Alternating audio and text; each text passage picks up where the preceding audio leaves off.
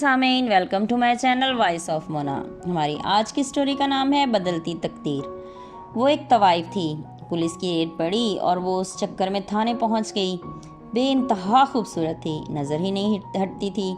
وہ پریشان تھی اس آفت سے اور چاہتی تھی جلدی سے یہاں سے جان چھوٹ جائے، پر حالات نظر نہیں آ رہے تھے۔ جس کے لیے وہ کام کرتی تھی وہ ابھی تک غائب تھی۔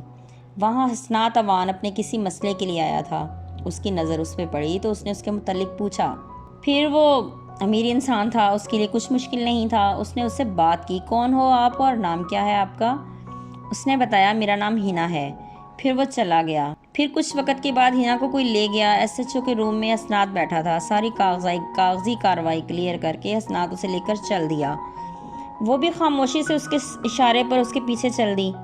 وہ بڑی سی گاڑی میں اس کے ساتھ تھی، نہ جانے وہ کہاں جا رہے تھے۔ اس نے آنکھیں بند کر لیں۔ کافی دیر کے بعد گاڑی رکی تو ہینا نے آنکھیں کھولی۔ گاڑی بہت بڑے گھر کے دروازے پر ایک لمحے کے لیے رکی۔ دروازہ کھلا اور گاڑی اندر داخل ہو گئی۔ بہت بڑا اور بہت خوبصورت گھر تھا۔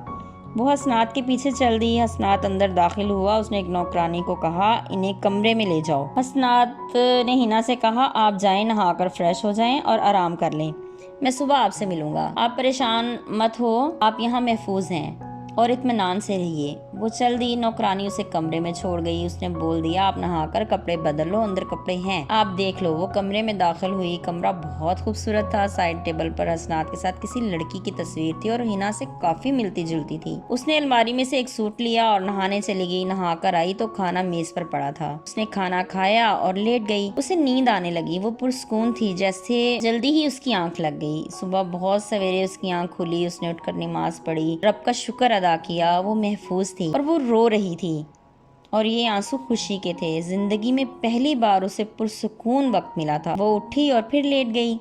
دن نکل آیا تھا۔ نوکرانی اس کے کمرے میں آئی، ناشتہ دے گئی اور بولی، تھوڑی دیر میں حسنات آئے گا۔ وہ ناشتہ کر کے انتظار کرنے لگی۔ پھر وہ آ گیا۔ اس نے پوچھا، آپ کو کوئی پریشانی تو نہیں ہوئی؟ ہینا نے کہا، نہیں، اللہ کا شکر ہے۔ حسنات نے اسے پوچھا، آپ کہیں جانا چاہتی ہیں؟ ہینا نے کہا، نہیں، مجھے کہیں نہیں جانا۔ حسنات نے کہا، اگر آپ مناسب سمجھیں تو مجھ سے نکاح کر لیں، ہمیشہ کے لیے یہاں رک جائیں۔ وہ ایک لمحے کے لیے سوچ میں پڑ گئی۔ اس نے سوچا بھی نہیں تھا اس کی تقدیر ایسے بدلے گی۔ وہ کچھ دیر کے لیے خاموش ہو گئی، پھر بولی، میں تیار ہوں، لیکن آپ سوچ لیں اچھی طرح، آپ جانتے ہیں میں کون ہوں اور کیا ہوں؟ حسنات نے کہا، سب کچھ سوچ کر آپ کو لایا ہوں۔ ہم دونوں ایک دوسرے کے ماضی کے متعلق ایک دوسرے سے کبھی نہیں پوچھیں گے۔ شام کو حسنات نے ہینا سے نکاح کر لیا۔ جیتے رہیے، خوش رہیے۔ ملتے ہیں اگلی کہانی کے ساتھ۔